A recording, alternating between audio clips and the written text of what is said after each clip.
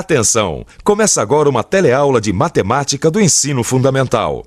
Você vai assistir a teleaula de número 79. Bons estudos!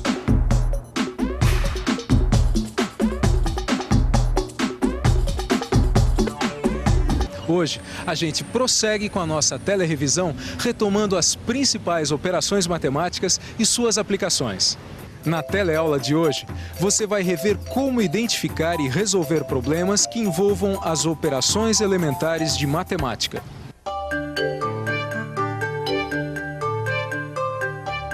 Você já teve a oportunidade de ver aqui no telecurso que a matemática está presente em quase tudo que a gente faz. E os jornais estão aqui para confirmar o que eu estou dizendo. Dá só uma olhada nessas notícias aqui. A primeira delas diz o seguinte: no último clássico do Campeonato Carioca, torcedores do Flamengo e Fluminense ocuparam 2/3 dos lugares do Maracanã. Mas não é só no caderno de esportes que a gente encontra a matemática, não. No noticiário político, ela também marca presença. Olha só. Nas últimas eleições, o candidato A recebeu o dobro do número de votos obtidos pelo candidato B. E no caderno de economia, então, imagina só o que não tem de matemática. Aqui tem uma notícia que diz o seguinte: 70% da receita de uma família são gastos com alimentação. Você reparou uma coisa? A gente falou em 2/3 dos lugares do Maracanã, no dobro do número de votos e em 70% da receita de uma família. Todas essas palavras que aparecem aí na sua tela, dos, do e da, e que foram retiradas das notícias do jornal, indicam que operação matemática?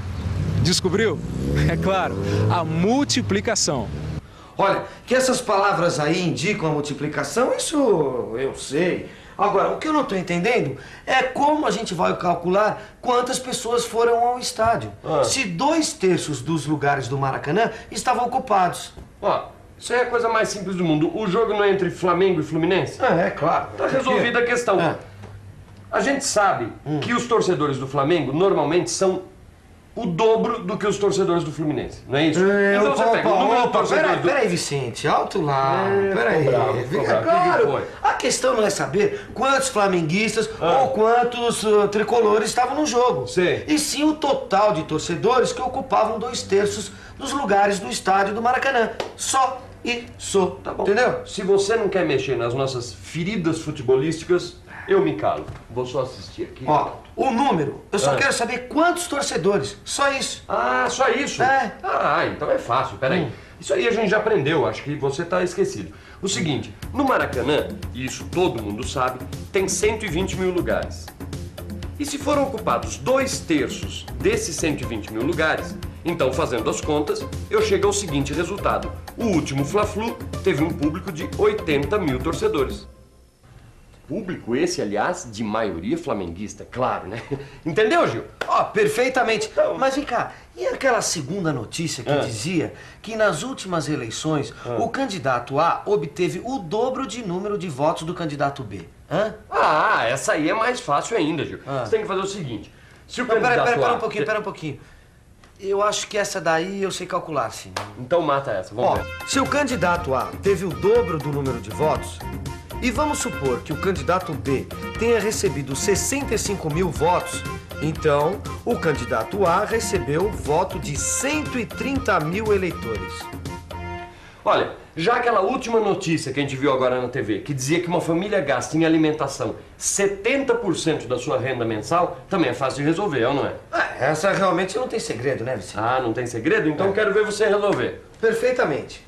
Se uma família gasta em alimentação 70% da sua renda, que é de R$240, então ela gasta só em alimentos 70% de 240.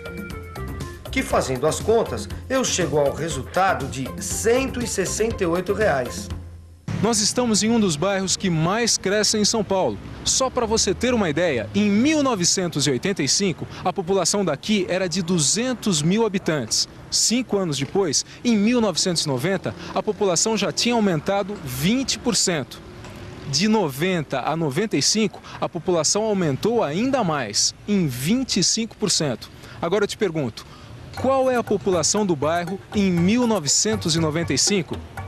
E qual é o percentual, a taxa de aumento populacional no período de 1985 a 1995? E aí, complicou? É claro que não. Mas e como é que a gente faz esses cálculos? Vamos pensar um pouco? Vamos pensar um pouco. Então vamos pensar um pouco. Se em 1985 a população do bairro era de 200 mil habitantes e de 85 a 90 ela sofreu um aumento de 20%, então ela teve um aumento de 200 mil vezes 0,20, que dá 40 mil. Ou seja, em 1990, o bairro tinha uma população de 240 mil habitantes. Mas vamos em frente que ainda tem conta por fazer. De 90 a 95, o bairro aumentou ainda mais sua população, um aumento que foi de 25%. O que quer dizer que a população de 240 mil habitantes aumentou em 25%. Ou seja, ela ganhou mais 60 mil habitantes. O que dá para a gente concluir que em 1995, a população do bairro era de 300 mil habitantes. Nossa, como cresceu a população desse bairro, hein? Impressionante, né? Você vê, olha, em 1985 eram 200 mil habitantes. Hoje, passados 10 anos, já são 300 mil as pessoas que vivem por aqui. Pois é, olha, mas teve uma coisa que eu não entendi. O que foi? Por que nós não somamos logo os percentuais de 20% e 25%, em vez de fazer as contas com um número e depois com outro? Ah, tô vendo que você se esqueceu, Gil. Mas com certeza você se lembra muito bem. Isso nós vimos na nossa teleaula 77, tá lembrado? Foi quando a gente viu que dois aumentos sucessivos não são iguais à soma dos percentuais. Agora, te digo uma coisa, se sobrou alguma dúvida, você já sabe. Pega seu livro e tira a dúvida. Olha, por mim tudo bem, eu já entendi. Tá bom. Agora, você se lembra que além de pedir a população de 85 a 95, o problema tinha um outro item.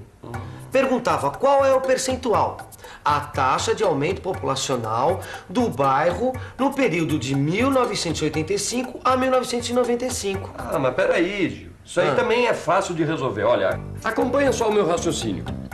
Se de 85 a 95 a população passou de 200 mil para 300 mil habitantes, então ela aumentou em 100 mil habitantes, tá certo?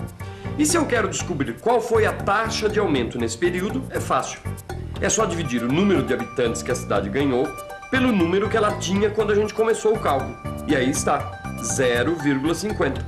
Ou seja, a taxa de aumento populacional de 85 a 95 foi de 50%. Agora, nós estamos num supermercado onde mais uma vez a gente vai ver como a matemática está presente. O dono desse estabelecimento remarcou os preços das mercadorias, aumentando-os em 50%. Só que logo depois ele resolveu fazer uma liquidação e reduziu tudo em 1/3 do seu valor. E a pergunta é a seguinte: se primeiro ele aumentou os preços em 50% e depois reduziu tudo em 1/3 do seu valor, os preços acabaram ficando maiores ou menores do que antes da remarcação? É claro que eles estão menores. Que menores, Gil? Estão muito maiores, os preços estão maiores, tá na cara. Ih, eu já vi esse filme antes. O que é? Por que a gente não faz as contas em vez de ficar aqui discutindo por antecipação? Tá bom, dessa vez eu concordo com você. Então vamos lá. Olha, como exemplo, vamos supor que uma mercadoria custasse R$100 antes da remarcação. Como ela sofreu um aumento de 50%, então ela foi aumentada em R$50. Ou seja, a mercadoria que custava R$100, com aumento de 50%, passou a custar R$150, tá certo? É, mas aí veio a liquidação e todos os preços foram reduzidos em 1/3 do seu valor. Então, aquele produto que com a remarcação passou a custar R$150, com a liquidação foi reduzido em 1/3, ou seja, em R$50. Olha só, se ele custava 150, teve seu preço reduzido em 1/3, passou então a custar R$100. Olha, que é o mesmo preço que ele tinha antes da remarcação. Ah, quer dizer que com a liquidação, os preços não ficaram nem mais baixos, nem mais altos do que antes da remarcação. Exatamente, ficaram a mesma coisa, nem aumentaram e nem diminuíram. Tá bom, Gil. Agora, já que você tá tão afiadinho nas contas, vamos ver se você resolve mais um problema que eu tenho aqui. Manda! É? Seguinte, Eu já andei 2/7 de um percurso de 3.500 metros. Quantos metros eu ainda vou ter que andar? Ah, essa é mole. É mole? Essa é mole pro gato, mano. É? Ah. Então faz, vamos ver. O percurso total é de 3.500 metros, certo? Eu já caminhei 2/7 desse percurso. Então é só fazer as contas. E aí está. 2/7 de 3.500 são 1.000 metros, que foi o que eu já caminhei. O percurso total tem 3.500 metros, menos os 1.000 que eu já percorri, então ainda me faltam 2.500 metros. E aí, gostou ou quer mais? Ah, eu acho que por hoje tá bom demais. É. Mas vamos dar uma revisada para não esquecer nada do que a gente viu. E atenção, se liga aí que é hora da revisão. Na teleaula de hoje, você pôde rever como identificar e resolver problemas que envolvam as operações elementares de matemática. Pois bem, aqui chega ao fim mais uma teleaula de matemática. Espero que não tenha ficado nada para trás, mas se ficou, já sabe. Consulte seu livro, leia-o com atenção. Não vai deixar para amanhã o que foi aprendido hoje. Tá combinado? Então até a próxima.